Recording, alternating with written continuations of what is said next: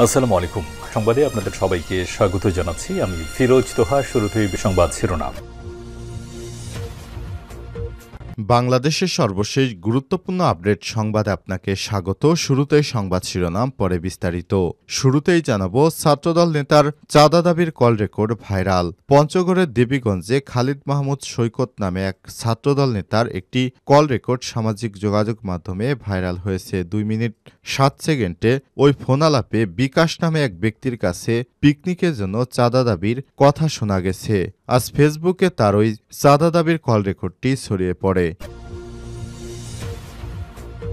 এরপর জানাবো, নির্যাতনে বেহুশ তারপরও পেটাতো ওসি। পতিত আওয়ামী লীগ সরকারের সময়ে পুলিশি নির্যাতনের ভয়াবহ রূপ দেখেছে হাটহাজারী মাদ্রাসার সাবেক ছাত্র মাওলানা আবদুল্লাহ। মিথ্যা স্বীকারোক্তি আদায়ের জন্য গ্রেপ্তারের পর থেকেই তার উপর অমানসিক নির্যাতন চালায় শেখ হাসিনার পেটুয়া বাহিনী।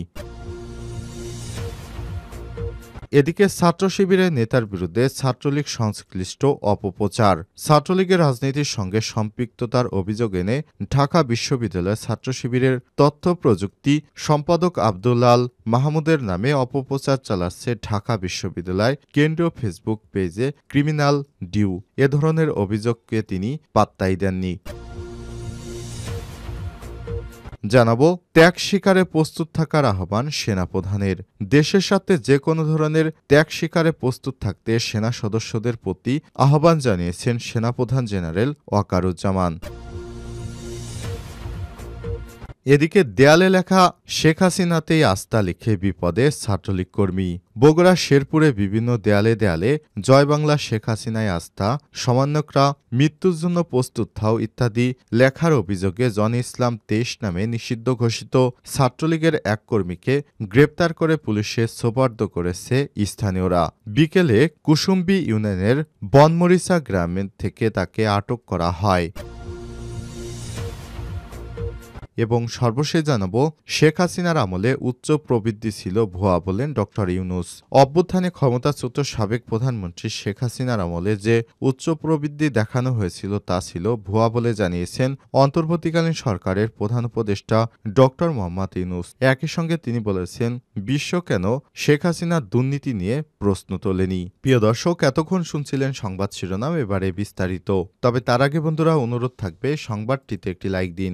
এই চ্যানেলে আপনি নতুন হয়ে থাকলে আমাদের সংবাদটি দেখতে দেখতে চ্যানেলটি সাবস্ক্রাইব করে রাখুন। কমেন্ট করে বন্ধুরা আপনার মূল্যবান মতামত জানিয়ে দিন আপনি বিশ্বের কোন দেশ থেকে বা বাংলাদেশের কোন স্থান থেকে আমাদের সংবাদটি দেখছেন এবং শুনছেন। এবারে বিস্তারিত।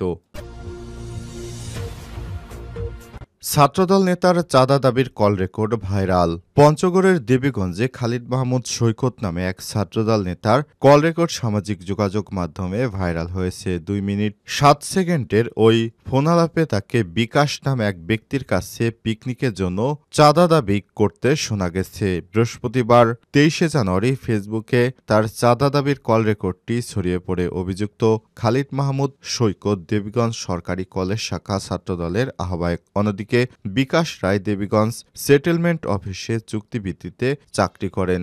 ভাইরাল হওয়া ওই ফোনালাপে খালিদ মাহমুদ সৈকতকে বলতে শোনা যায়, আমি ওনাদের সঙ্গে কথা বলেছি, আপনারা এই বিষয়ে সবকিছু জানেন। এখন ওনারা বলতেছে 31 নাইটের পিকনিকে একটা পার্টি দিতে হবে। বিকাশ রায় জিজ্ঞেস করেন কিরকম, সেটা কত দিতে হবে। সৈকত বলেন, আপাতত 20,000 দেন, তারপর দেখছি। বিকাশ রায় প্রত্যুত্তরে বলেন, আচ্ছা ভাই, আমি তো বললাম আমার তো ওইরকম সামর্থ্য নাই। এরপর সৈকতকে বলতে শোনা যায়, আমি আপনার পক্ষ নিয়েই কথা বলছি। আমি প্রথমে বলেছি আর এখন কত বললাম, আমি নিজে এখন নমনীয় হয়ে গেছি। প্রথমে আমি 50 বলেছিলাম, এরপর আপনার কারণে আমি টাকার পরিমাণ কমিয়েছি। তার মানে আমি আপনার পক্ষ নিয়েই কথা বলছি। এরপর বিকাশ রায় সৈকতকে বলেন, শোনেন সৈকত ভাই, আমার এরকম কোনো কিছু নাই, এজন্য আমার বাড়িটা ছোট, ভাই হিসেবে দেখে আসার কথা বললাম। সৈকত এবার বলেন, আমি বুঝেছি, আমি ওই জন্যই বলেছি নামটামও দেওয়ার দরকার নেই। দাদা হিসেবে পিকনিকের একটা ভালো টাকা দিলেই হবে।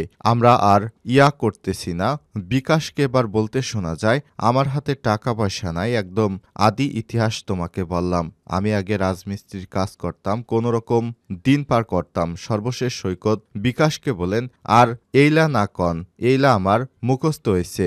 আপনি এখন কখন টাকা দিতে পারবেন সেটা বলেন। টাকা ম্যানেজ করে রাতের মধ্যে দেখা করবেন, আর কোনো প্যারা নিয়েন না, রাখি। নিজের বিরুদ্ধে ওঠা অভিযোগ অস্বীকার করে ছাত্রদল নেতা খালিদ মাহমুদ সৈকত বলেছেন, রেকর্ডটি আমিও পেয়েছি, রেকর্ডটি এআই প্রযুক্তি দিয়ে বানানো হয়েছে। এ বিষয়ে প্রেস ব্রিফিংয়ে সংবাদ সম্মেলন করব। এদিকে সৈকতের অভিযোগ অস্বীকার করল বিকাশ রায়। অডিও ক্লিপটির সত্যতা নিশ্চিত করেছেন। বিষয়টি তাদের মধ্যে সমঝোতা হয়েছে বলেও জানান। বিকাশ রায় বলেন, আমি সেটেলমেন্টের কাজ করে থাকি, অনেক দুর্নীতি অনিয়ম করেছি, এজন্য প্রথমে 2 লাখ টাকা চাঁদা দাবি করে আস্তে আস্তে আমি টাকা না দিতে চাইলে এক পর্যায়ে 20,000 টাকা চাই, আমি কোনো টাকাই দেইনি। ফোন কল ফাঁসের বিষয়ে পঞ্চগড় জেলা ছাত্রদলের সভাপতি তারিকুজ্জামান তারেক বলেছেন, ছাত্রদল থেকে অপকর্ম করার কোনো সুযোগ নেই। বিষয়টি তদন্ত করে সত্যতা পেলে কঠোর সাংগঠনিক ব্যবস্থা গ্রহণ করব।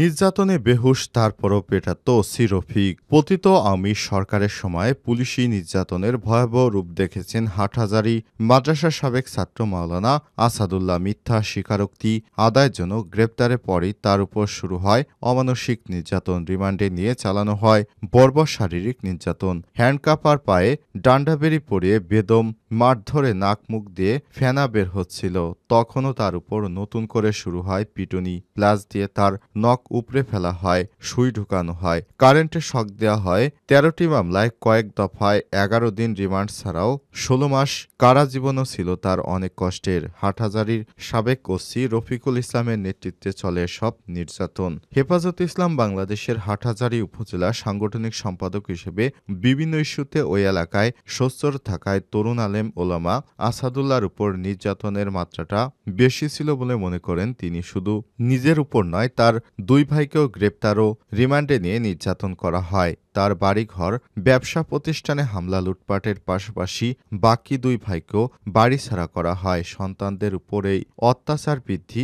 বাবা স্ট্রোক করে প্যারালাইজড হয়ে আছেন, এখন শয্যাশায়ী তার মা। সার্বিকভাবে অনেকটা নিঃস্ব ও বিপর্যস্ত হয়ে পড়েছে তার পরিবার। মাওলানা আসাদুল্লাহ বলেন, হেফাজতে ইসলাম এবং সংগঠনটির মরহুম আমির আল্লামা জুনায়েদ বাবুনগরীর গতিকে থামিয়ে দেওয়ার পরিকল্পনা ছিল আওয়ামী লীগ সরকারের। এরই অংশ হিসেবে বিভিন্ন উস্কানিমূলক কথাবার্তা বলে আওয়ামী লীগের তৎকালীন প্রধানমন্ত্রীর নির্দেশে আমাদের দলের নেতাকর্মীদের উপর এক পৈশাচিক নির্যাতন চালিয়েছিল বিগত ফ্যাসিস্ট সরকার।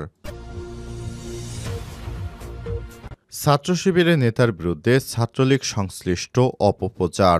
ছাত্রলীগের রাজনীতির সঙ্গে সম্পৃক্ততার অভিযোগ এনে ঢাকা বিশ্ববিদ্যালয়ের ছাত্র শিবির ও তথ্যপ্রযুক্তি সম্পাদক আব্দুল আল মামুনের নামে অপপ্রচার চালাচ্ছে ঢাকা বিশ্ববিদ্যালয়ের কেন্দ্রীয় ফেসবুক পেজ ক্রিমিনালস ডিউ। তবে এ ধরনের অভিযোগের কোনো সত্যতা নেই বলে জানিয়েছে ভুক্তভোগী সেই শিবির নেতা আব্দুল আল মাহমুদ। বুধবার ঢাবি শাখা ছাত্র শিবিরের পূর্ণাঙ্গ কমিটি ঘোষণা হলে ক্রিমিনালস ডিউ নামক ফেসবুক পেজ থেকে আব্দুল আল মাসুদকে শহীদ সার্জেন্ট জহুরুল হল ছাত্রলীগের উপপ্রচার সম্পাদক বলে প্রচার করা হয়েছিল।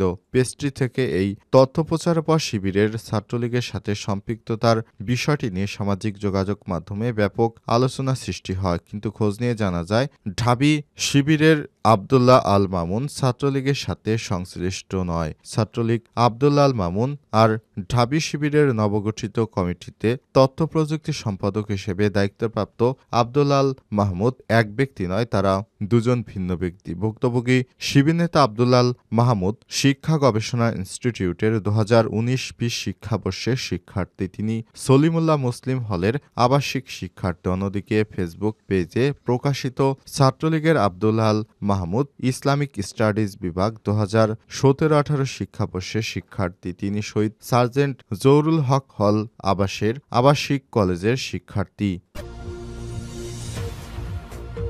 ত্যাগ স্বীকার প্রস্তুত থাকার আহ্বান সেনাপ্রধানের। দেশের স্বার্থে যেকোনো ত্যাগ স্বীকারে প্রস্তুত থাকতে সেনা সদস্যদের প্রতি আহ্বান জানিয়েছেন সেনাপ্রধান জেনারেল ওয়াকারুজ্জামান। বৃহস্পতিবার ২৩শে জানুয়ারি চট্টগ্রাম সেনানিবাসে ইস্ট বেঙ্গল রেজিমেন্টাল সেন্টারের শহীদ এম.আর. চৌধুরী প্যারেড গ্রাউন্ডে ঐতিহ্যবাহী ইস্ট বেঙ্গল রেজিমেন্টের ১৭তম কর্নেল অব দ্য রেজিমেন্ট অভিষেক অনুষ্ঠানে সব কথা বলেন তিনি।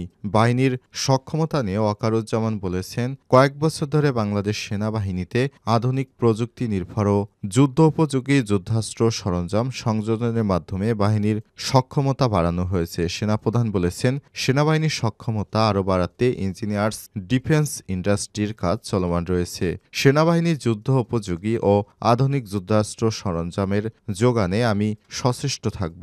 সদস্যদের বীরত্ব নিয়ে সেনাপ্রধান বলেছেন, ইস্ট বেঙ্গল রেজিমেন্ট প্রত্যেক সদস্য তাদের উপর অর্পিত দায়িত্ব সর্বোচ্চ পেশাদারিত্বের সঙ্গে পালন করবে এবং প্রয়োজনে দেশের জন্য জীবন উৎসর্গ করতেও দ্বিধাবোধ করবে না। এই অনুষ্ঠানে মধ্য দিয়ে কর্নেল অবসরপ্রাপ্ত দ্য রেজিমেন্ট হিসেবে সেনাবাহিনী প্রধান সামরিক রীতি অনুযায়ী ঐতিহ্যবাহী ইস্ট বেঙ্গল রেজিমেন্টের অভিভাবকত্ব গ্রহণ করেন। এর আগে সকালে সেনাবাহিনী প্রধান প্যারেড গ্রাউন্ডে পৌঁছলে সামরিক রীতি অনুযায়ী আনুষ্ঠানিক অভিবাদন জানানো হয় এবং ইস্টবেঙ্গল রেজিমেন্টের একটি চৌকস দল গার্ড অব অনার প্রদান করেন সেনাবাহিনী প্রধান জেনারেল ওয়াকারুজ্জামানকে।